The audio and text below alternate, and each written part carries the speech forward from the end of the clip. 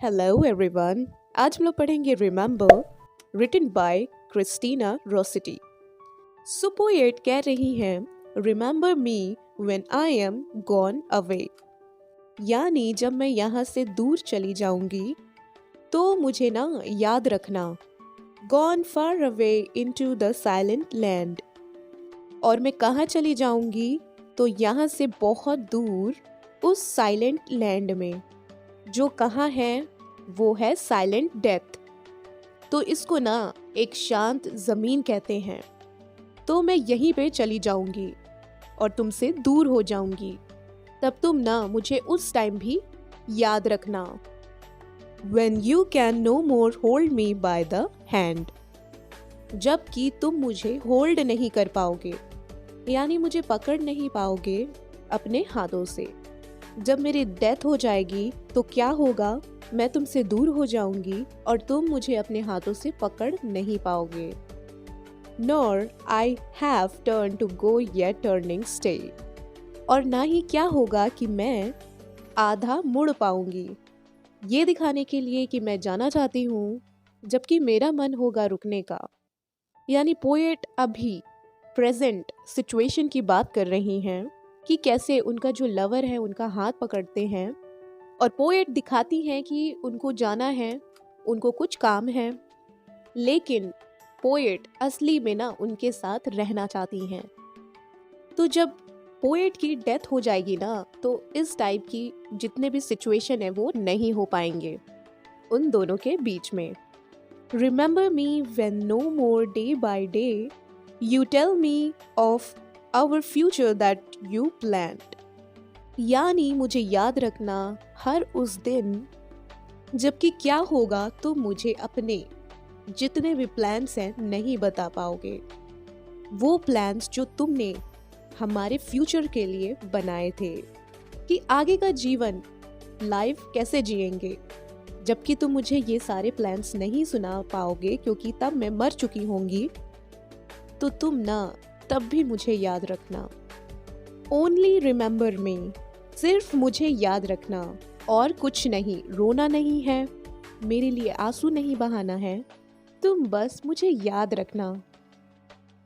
You understand it will be late to cancel then और pray, क्योंकि ये बात तुम्हें समझनी होगी कि तब बहुत देर हो चुकी होगी कि तुम मुझे एडवाइस दो कि क्या करना चाहिए, या मेरे लिए प्रे करो, क्योंकि मैं तुमसे दूर चली गई होंगी और मर चुकी होंगी। तो इसलिए तुम मेरे लिए ना प्रे कर सकते हो ना ही मुझे एडवाइस दे सकते हो, सिर्फ मुझे ना तुम याद रख सकते हो।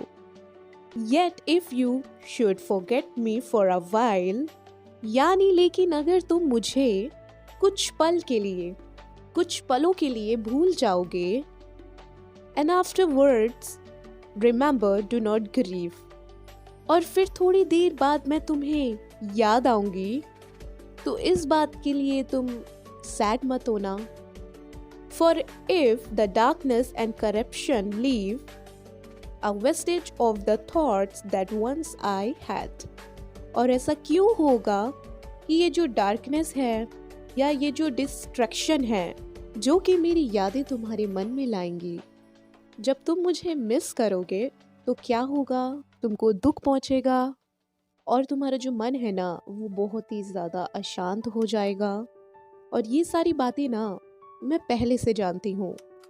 तुम मेरे से ना प्यार करते हो, इसलिए जब तुम मुझे मिस करोगे तो तुमको ना कहीं परेशानियाँ ज़रूर होंगी। और ये जो डार्कनेस है, ये जो बुराइयाँ हैं, ये ना मेरी यादों को तुम्हारे अंदर धीरे धीरे डिस्ट्रॉय करेंगी। Better by far you should forget and smile, इसलिए बेहतर होगा कि तुम क्या करो, मुझे भूल जाओ और स्माइल करो। That you should remember and be sad, जो कि बेहतर है, किससे बेहतर है कि तुम मुझे याद रखो और उदास हो जाओ। यानी तुम जब मुझे याद करोगे तो तुमको ना याद आएगा कि मेरी मौत हो चुकी है, फिर तुम ये सब सोचकर तुम उदास हो जाओगे और साथ ही साथ तुम्हारे मन में एक डार्कनेस आ जाएगी। इसलिए बेहतर है कि तुम मुझे ना भूल जाओ। अगर तुम मुझे भूल जाओगे तो तुम्हारे पास ना दुखी होने का, सैड होने का कोई भी कारण नहीं बचेगा और तुम ना प्यारी सी स्माइल करोगे और मैं यही चाहती हूँ। सो यहीं पे ये पोयम खत्म होती है। सो पोयम में यही बताया है पोएट ने कि उसकी डेथ होने वाली है, मतलब अपने बारे में ही वो एक्सप्लेन कर रही है और साथ ही अपने डेथ की बाद की जो सिचुएशन है वो डिस्क्राइब कर रही हैं। सो आई होप कि आपको ये पोएम समझ में आई होगी। अगर आपको ये पोएम अच्छी लगी है तो लाइक कीजिएगा, सब्सक्राइब कीजिएगा और शेयर ज़रूर कीजिएगा। Thank you.